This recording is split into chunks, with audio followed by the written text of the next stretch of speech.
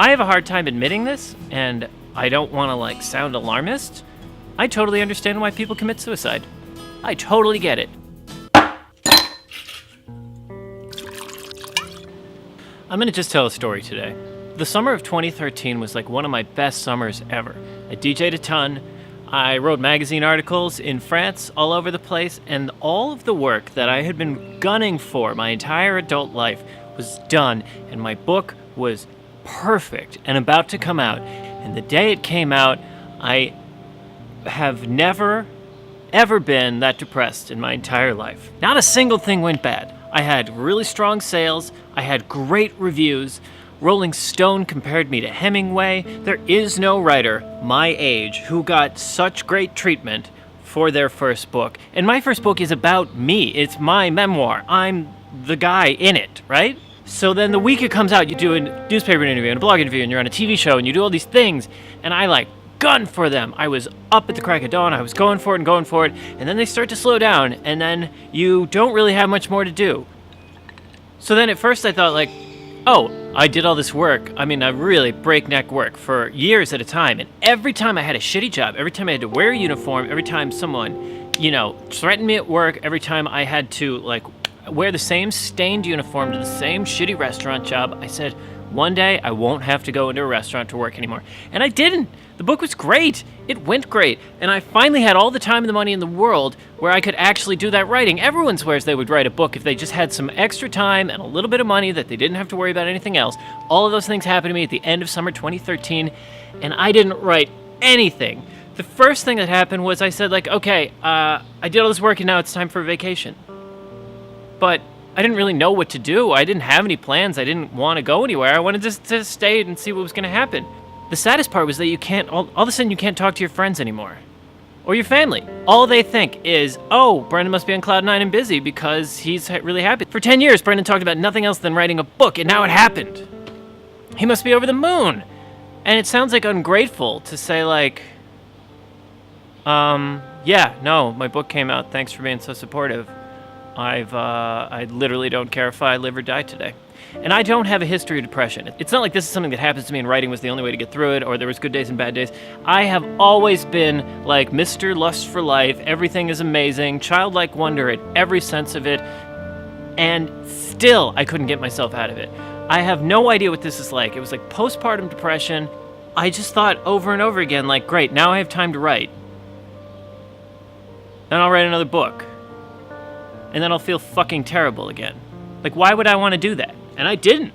I wrote some crappy magazine articles, and I just had all day. I would just drive myself crazy, being I don't want to do it. I don't want to write anymore. Writing was the only thing I loved. The happiest I've ever been in my life was writing this book, and you would think I would want to get back to there, but I can't because I know that as soon as I write this book, then I'm going to have to try and publish it again, and then it's just going to go all to shit, and then I'm going to fall into depression, and I don't know if I can do it twice. If I fall into that depression again, this time I might be oh, I know what this is like, and I just don't want to do it. And I don't know what I would do. I don't know what I would do. I don't have a backup plan. All I ever wanted in my life was to write this book, and now it came out, and I had no idea what to do. So about a year ago, after not writing for 2 years, I looked back at what I had done in my adult life, and I said, do I want to DJ more? Maybe. I love DJing. And I said, do I want to write another book? And I said, I don't really think I do. And I said, what's the one thing I did in the last few years of my life that has made me happier than anything else? And I realized it was making that video for my friend Jackie. So about a year ago, I started this quest of making videos to see what I could do with them. And some of them suck. But I needed something to do creatively, to work at, to grind at, to get better at. On my best day, I think that I'm just really proud of my first book, and I don't know if I can do another one. On my worst day, I don't think it was worth writing in the first place. After a while, it started to feel like writing again. I'm writing, but I'm not using words. This time I'm using pictures and images, and I'm trying to get things down. And it was as fun as it was.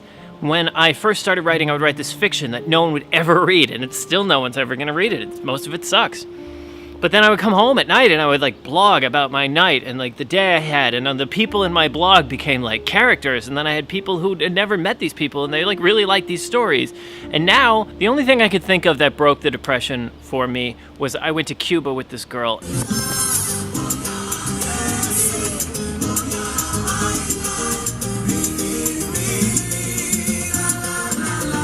And I think I thought that like writing would lead me to like meeting this wonderful person who would like really finally understand me.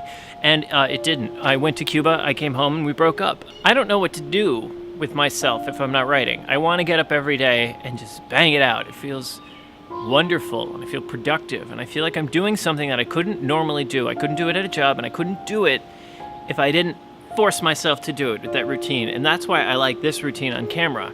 And I worry a lot. There were days when the book came out where I literally didn't care if I lived or died. I knew if I died, I wouldn't feel shitty anymore. Like, that's what depression is. Depression isn't, it's raining out, or I really miss my cat that died, or I'm still sad that my grandfather's not with us anymore. Depression is when there is no observable reason for you to feel the way you do, and you do anyway, and no one can argue with you about it. My depression came on at the worst time in my life. It ruined what should have been one like non-stop after party where all I had to do was just smile and wear one of my new suits and have a great time, and I didn't. Instead, I was really, really miserable for months and months. It was hard to eat food. It was hard to do anything. It was hard to leave the house. But making videos, telling stories like 3 minutes at a time on these videos, it's been a lot of fun. And I really appreciate those of you who have been around to see this happen, because it's been as exciting to me as when I was 15 and I realized that I really like telling stories. I was 15 and I realized that I could do something and that I wanted to do something, and I cared about it so much that I put all the time into it as if it were like some sport that no one could tell me I couldn't practice enough. The thing about the depression, though, is that it came on because I was running and gunning for so many years for the same goal, and I never once thought of what I would do next. I don't know what I thought was going to happen next. Like, all of a sudden, like, you have a meeting with Spielberg or something? I don't fucking know. I thought the goal itself would lead to another goal. But all those years, every morning, no one ever asked me to write a story. The reason I like making these videos is not because they're easy to me, it's because they're so hard. It's so much work. It's a new challenge every day, and just because I do one good one doesn't mean I'm going to do another great one the next day. So a couple months ago, I was over at a friend's house for dinner. She's a literary agent, and her fiance asked me what I was doing on YouTube. He saw all my stuff. And I just told him, like, I really enjoy the work and I'm really enjoying doing it. And it's like, I think of YouTube as maybe the new underground, you know? Like, we're not going to go to poetry slams, but we are going to check out all these diverse, independent voices who don't answer to anybody else than themselves. I find that exciting. I still like that. And she told me that she had just finished doing a book with some YouTubers, and I said, I haven't said this in 3 years, but I think I have a book idea. And today we submitted that idea. I know from being on YouTube and making videos every day that doing lots and lots of work is a craft, it's a skill, it's something you get better at, and sometimes your worst videos get you to a place that you can make a much better one in the future that you're going to be really happy with. And I'm now going to apply that approach to writing my next book, one way or the other.